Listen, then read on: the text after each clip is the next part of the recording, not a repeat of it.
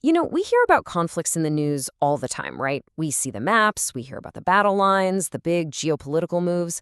But what gets lost in all that is the story behind the numbers. So in this explainer, we're going to go beyond the headlines to understand the true story, the human cost of conflict. So let's just ask the big question right up front. What really happens to the people caught in the middle? When you strip away all the politics and the strategy, what is the actual day-to-day reality for a regular person, for a family, during a war? To even begin to wrap our heads around the scale, just look at this number, 82.4 million.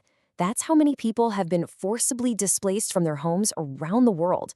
To put that into perspective, that is more than the entire population of Germany, an entire nation's worth of people, uprooted and forced to run for their lives. And behind that staggering number are 82.4 million individual stories. Stories like this one. I mean, this quote, it just cuts right to the heart of it, doesn't it?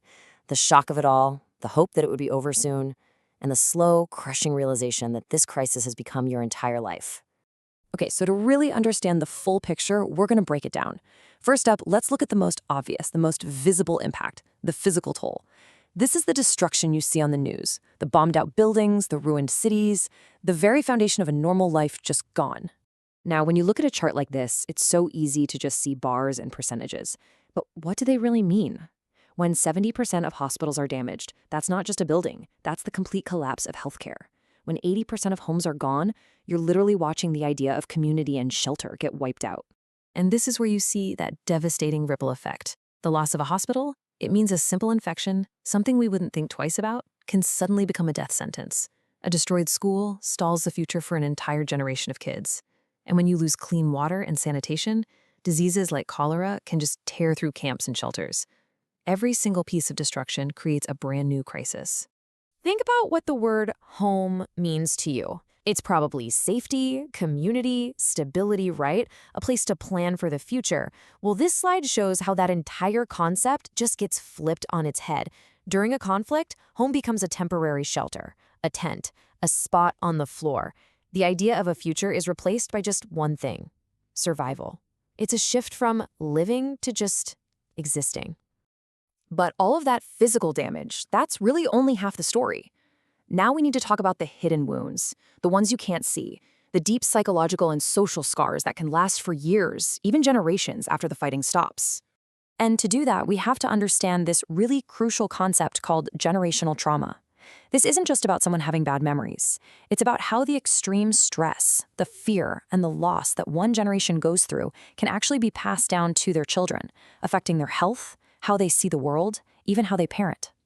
This timeline is a powerful way to see how that works in real life. Imagine a child who's 8 when the war starts. They don't just get over it. At 18, even if there's peace, they might be struggling with deep anxiety, unable to trust people. Then, at 35, as a parent, they might unconsciously pass those same stress responses onto their own kids. The conflict might have ended decades ago, but for that person, it's a lifelong echo they can't escape. And when we focus on children, the picture gets even more heartbreaking. Look at this chart. That huge slice, 45%, that's lost schooling. That's futures just erased. Another 30% are dealing with symptoms of PTS. These are not just numbers. They represent millions of stolen childhoods. So all these individual wounds, the physical and the psychological, they start to add up. And together, they cast this incredibly long shadow, not just over people, but over the future of an entire society. In this final section, we'll see how conflict can dismantle the very fabric of a nation. So, how does it happen? How does a whole society just break? Well, it's kind of like a domino effect. It starts with trust. Neighbors who have lived together for years suddenly become enemies. Once that trust is gone, the economy collapses, livelihoods vanish. Then, the institutions we rely on, police, courts, government, they fail. And finally, the people with the skills to rebuild, the doctors, engineers, teachers, they flee, creating a brain drain that makes recovery almost impossible. And if you want to see the results of that collapse, just look at this table. The numbers here are just staggering. Life expectancy drops by 14 years. A literacy rate that was over 90% plummets to 65%. And average income is slashed by 80%. This isn't a setback. This is a complete erasure of decades of progress. So, after seeing all of this incredible devastation, we have to ask the most important question of all. Why does this matter? Why should we care about this, no matter where in the world we live? It all comes down to this one simple, powerful truth. The war ends. The cost remains. A peace treaty can be signed, the fighting can stop, but that doesn't just magically erase the suffering. The cost in lives, in trauma, in lost potential, it lingers for decades. So what's the big takeaway here? It's that the true cost of war is never measured in battlefield statistics. It's measured in the lives of civilians for generations to come. The invisible wounds are often the deepest, and rebuilding a society isn't about new buildings. It's about the slow, difficult work of rebuilding trust and healing people. And that leaves us with one final question to think about. The next time you see a headline about a conflict somewhere in the world, how will you choose to remember the human cost?